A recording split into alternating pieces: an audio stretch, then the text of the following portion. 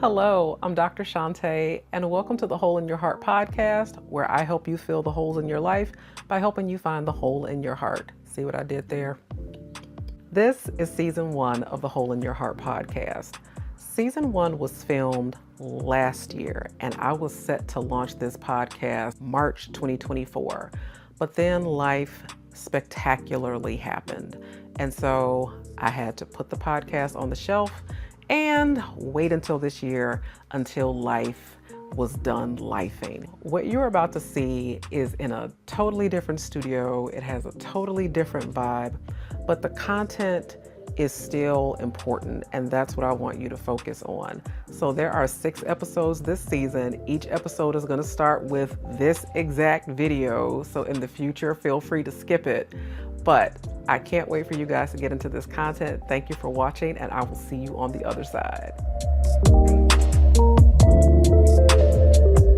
That's not what you usually say. Oh, I was going to say, I usually get a countdown. I know.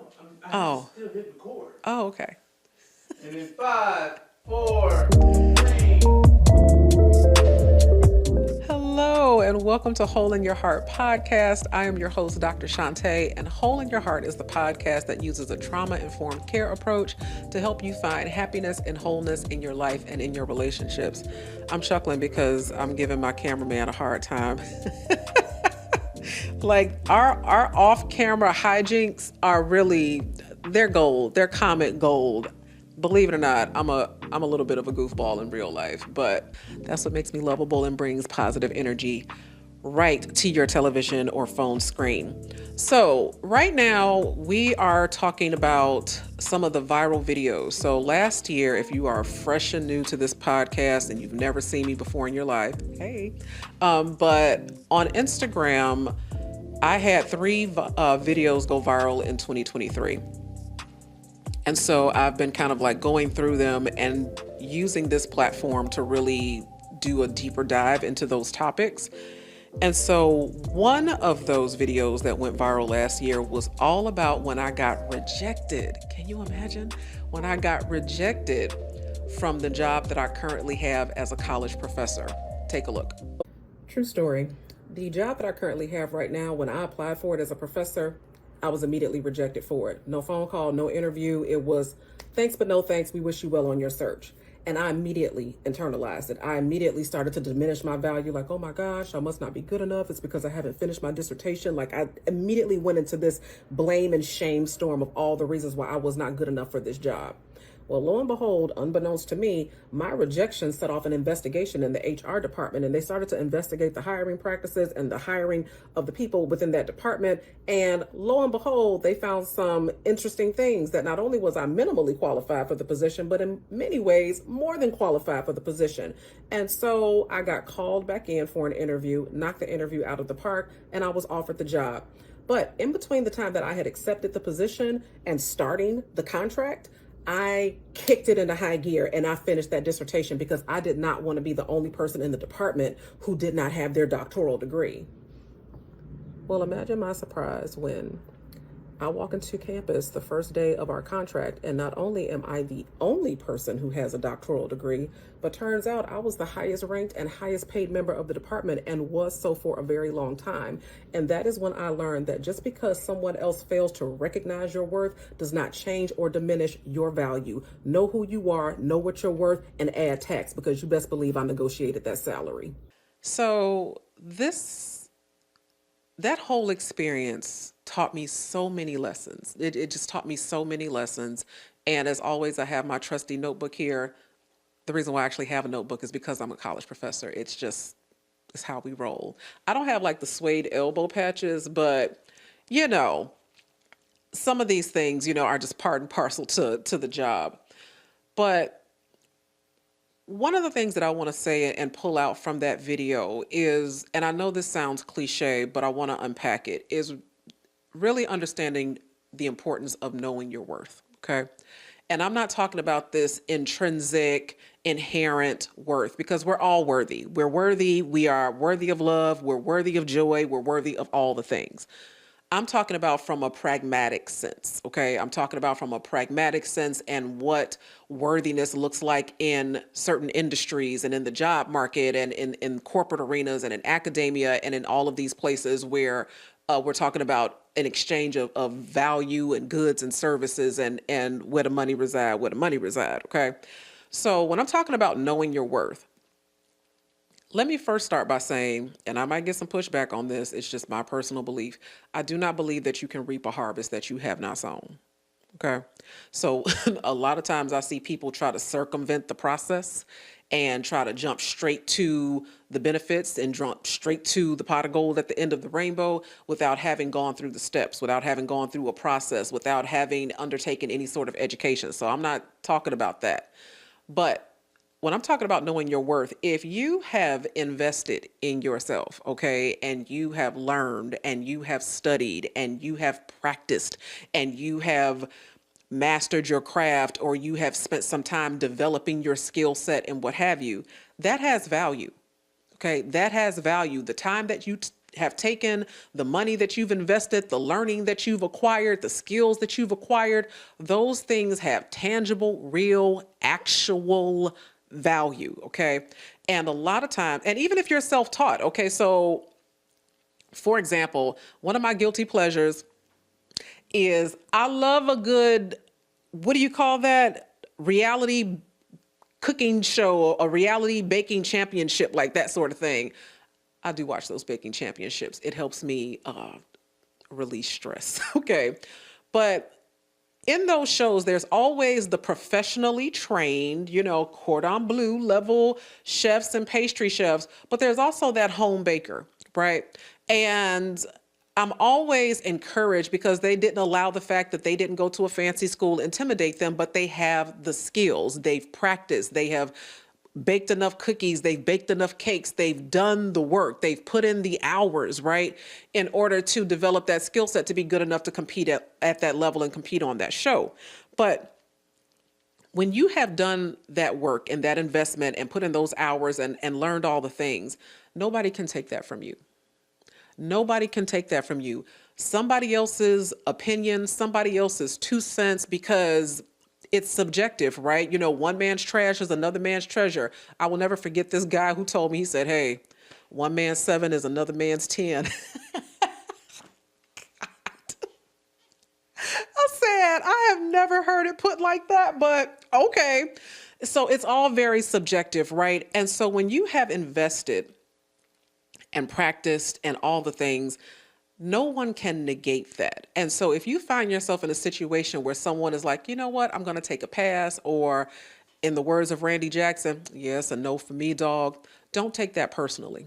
Okay, do not take that personally. It does not diminish your value. It doesn't diminish the hours you put in. It doesn't diminish the money you invested. It doesn't diminish the skills that you have learned and earned and acquired and practiced. Somebody else's opinion will never be able to take that away from you. So when I'm saying knowing your worth, I'm talking about it from that very pragmatic sense. The second thing I want to talk about is trusting in redirection, okay? Trusting in redirection. Rejection is redirection. It means that I may not be able to go this way, but just because I'm not going this way doesn't mean that there's not another way, okay? There's more than one way.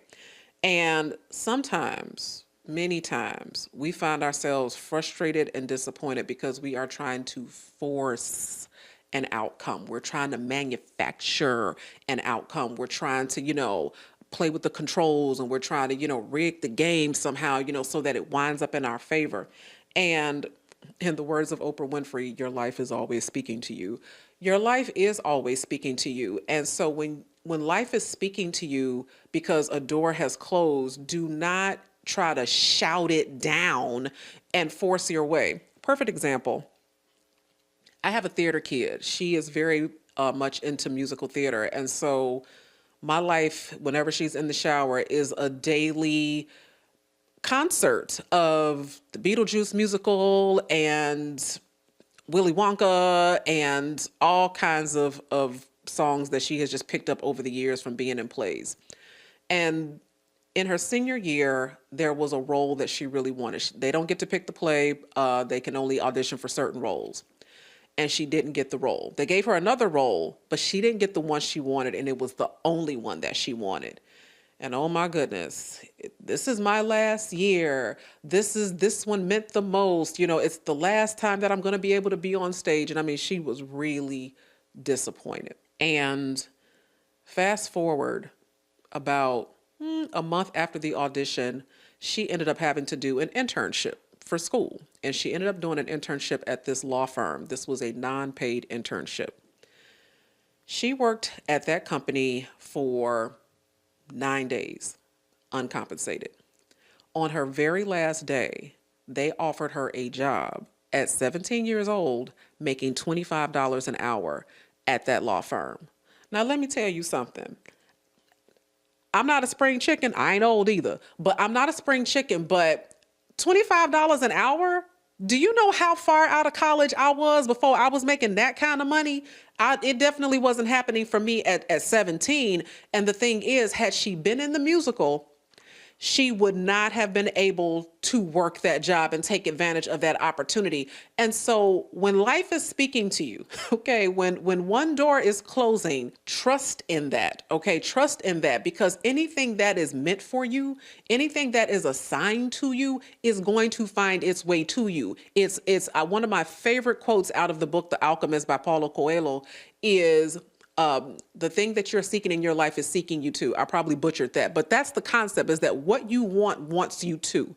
And she worked that internship, and it was her first kind of like big girl job, and she loved it. You know, it just confirmed, you know, her desire to want to go into law, and it strengthened her mock trial skills and all of those things. And so trust in redirection, okay? When you try to force and manufacture an outcome, and many of you have, okay, many of you have tried to, you know, force your way into the door. I have found more times than not that people wind up disappointed with the results. They wind up disappointed with the outcome, and they realize that this is out of alignment or that this doesn't work. And I've seen people do this, not just in job opportunities. I've seen them do it in relationships, like, you gonna be my man. You know, we go together real bad, you know, all of that, right? And I've seen people try to force those types of outcomes and wind up very disappointed at the end. And so rejection as redirection is not just a catchphrase. There is some wisdom in trusting the timing of your life and believing that where you are supposed to be, you will absolutely get there. And then the last thing that I want to say is that you get what you negotiate, baby. Okay. So often when we don't know our worth and we're not clear on our value, we will take crumbs when we deserve the cake. Okay. And crumbs is like, oh, I'm just so happy that you just allowed me to be here. And, you know, I'm just, you know, a little piece of cheese in the big bag of cheddar, you know, and I'm just so grateful, and just, you know, I'll just find any little place, you know, and I won't take up much space and much room. What? After the money you paid? After the hours you practiced, after the skills you acquired, after the knowledge that you now have that you did not have before you invested all the time and energy and effort in acquiring it? What? Let me tell you something. Okay. We lowball ourselves so often because we are not clear on the value that we are bringing to the table. I'm going to say that again for the people in the cheap seats. We lowball ourselves. We lowball ourselves because we're not clear on the value that we're bringing to the table. I have experienced this. One day, somebody, a major Fortune 500 company, asked me to facilitate a keynote online, you know, so this was kind of like during those like pandemic years, and, you know, and they weren't doing things in person. And so this was online. The keynote was about an hour. And because I said, well, you know, it's virtual, I'm still, you know, I'm sitting at my desk, you know, and I don't have to like, you know, get on a plane or things like that. I think I quoted something nominal, like $500, right? And I'm so thankful. I'm so thankful that the woman who was in charge, you know, she was a sister girl, and she said, I need to speak to you offline. And so she called me, and the first question I asked her, I said, am I lowballing myself? She said, yes, ma'am. And long story short, they had a budget for that opportunity somewhere in the neighborhood of $15,000. But I was in that place of not being clear on the value that I was bringing to the table, the value that I was bringing to that event. And so I'm telling you this because you need to get clear on the return and investment that you are bringing to an organization, that you are bringing to an event. You should know this like the back of your hand. And so if you do nothing else today, because I'm a life coach and, there's always a little bit of homework. When you think about the skills that you have acquired and the things that you know and the time that you've spent trying to figure out, how you're going to monetize these skills and all of those things, get really clear on the value that you are bringing. Get really clear. Go to that event's website, go to that organization's website, and be very clear about how you are in strategic alignment with what it is that they are trying to accomplish in their vision, in their mission, like all of the things. What are going to be the tangible takeaways that their audience walks away with? All of the things, okay? And even if you're not in the speaking and keynote space, even if you are a baker, I have a good friend who is a phenomenal baker. And in the holiday season, she made these phenomenal treats and was undercharging. I said, hold on. How much is butter? How much is sugar? How much did it cost you to make these? How much did it cost you to buy the boxes to put them in and the wrapping and the cellophane? And are you making deliveries and have you attached fixed costs to that? All of those things, okay? And so I just want you all to get really clear. Know your worth, trust in the timing of your life, and be able to articulate clearly the return on investment. Because even in a baking space, right, you are saving people time that they can be spending with their families. You are being able to elevate the quality of the experience because the quality of the food is there. All kinds of things. Get really clear on the value that you are bringing to the table, and then charge accordingly and add a little bit of tax. Okay? All right. So I hope this was helpful to you. I hope that helped you find the hole in your heart. And as always, if you have questions, comments, takeaways, drop them down there in the comments. The highest compliment you can pay me is to share this content with somebody that you think can really benefit from it. And I will see you guys next time.